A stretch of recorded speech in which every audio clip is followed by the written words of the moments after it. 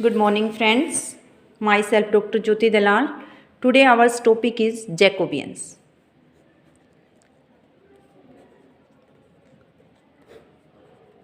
Jacobian क्या होता है? हमारे पास दो फंक्शन है u एंड v, और u किसका फंक्शन है फर्दर? x एंड y का। v किसका फंक्शन है? x एंड y का। तो हमारे पास जो है curly u by curly x, curly u by curly y। These are partial derivatives of u with respect to x and y। ये क्या होने चाहिए? Non zero. Similarly curly v by curly x and करली v by curly y भी क्या होने चाहिए? Non zero. तो हमारे पास यहाँ पे जैकोबियन की डेफिनेशन क्या हो जाएगी? डिटरमिनेंट फॉर्म में होगी।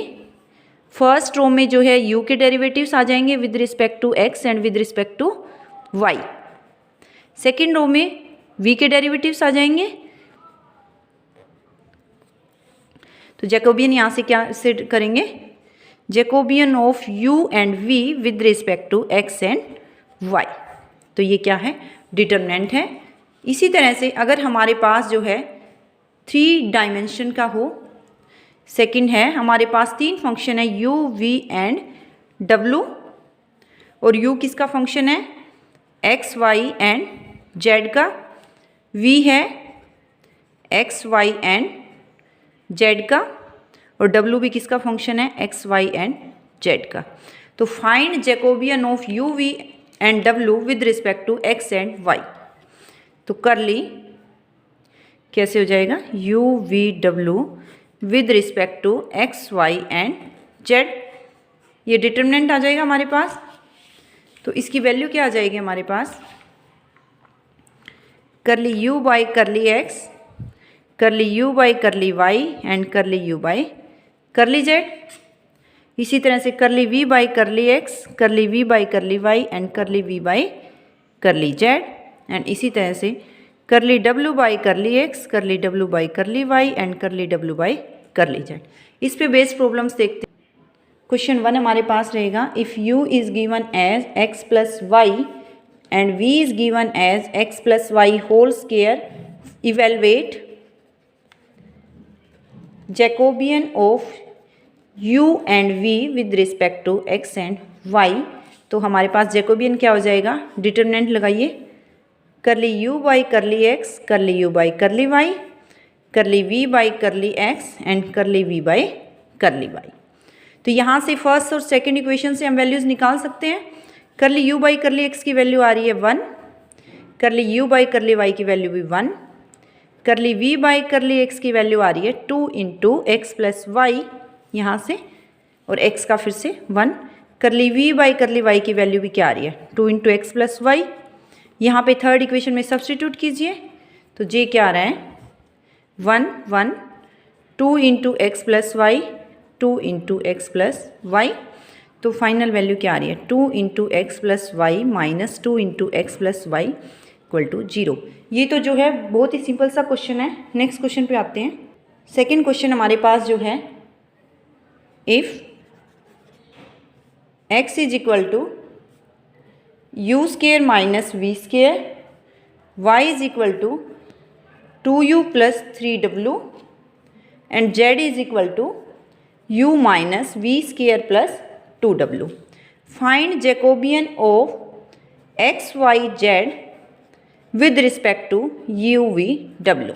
यहाँ पे हमें केयरफुल रहना है। यहाँ पे जैकोबियन निकालना है x, y, z का with respect to u, v and w। तो जैकोबियन लगाइए। डिटरमिनेंट x का निकाल लो पहले तीनों के रिस्पेक्ट में डेरिवेटिव। करली x बाई करली v, करली x बाई करली w। इसी तरह से y का लो u के रिस्पेक्ट में, v के रिस्पेक्ट में एंड y का w के रिस्पेक्ट में।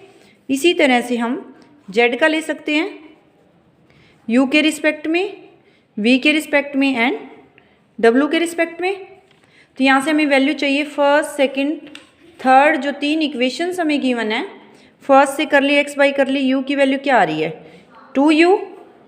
करली x बाई करली v की वैल्यू क्या आ रही है? माइनस 2v एंड करली x बाई करली w की वैल्यू क्या आ रही है? 0।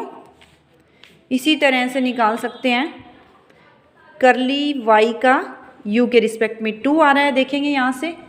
करली वाई का जो है करली वी के रिस्पेक्ट में क्या आ रहा है 0, एंड करली वाई का करली डब्ल्यू के रिस्पेक्ट में क्या आ रहा है 3। इसी तरह से करली जेड का करली यू के रिस्पेक्ट में क्या आ रहा है 1, करली जेड का करली वी के रिस्पेक्ट में -2v, एंड करली जेड का करली डब्ल्यू के रिस्पेक्ट में क्या आ रहा है 2। अब इन वैल्यूज़ को सब्स्टिट्यूट कीजिए, तो हमारे पास जैकोबियन की क्या वैल्यू आ रही है, वैल्यूज़ रख रहे हैं। u का x का विद रिस्पेक्ट टू u था तो 2u था, x का विद रिस्पेक्ट टू y था -2v, और x का विद रिस्पेक्ट टू w क्या था 0, y का विद रिस्पेक्ट टू u था 2, y का with respect to v 0, and y का विद रिस्पेक्ट टू z क्या था 3, एंड z का विद रिस्पेक्ट टू u जो है 1, z का with respect to v -2v, z का विद रिस्पेक्ट टू w क्या था 2।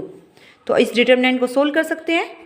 2u इंटू 0 + 6v + 2v, और ये क्या आ रही है, ये हमारे पास वैल्यू क्या थी -2v, तो हमारे पास ये क्या आ रही है 4 - 3। तो आंसर हमारे पास आ जाएगा 12uv + 2v। तो ये तो बहुत ही सिंपलेस्ट प्रॉब्लम्स हैं, बाकी हम अपने नेक्स्ट लेक्चर में डिस्कस करेंगे।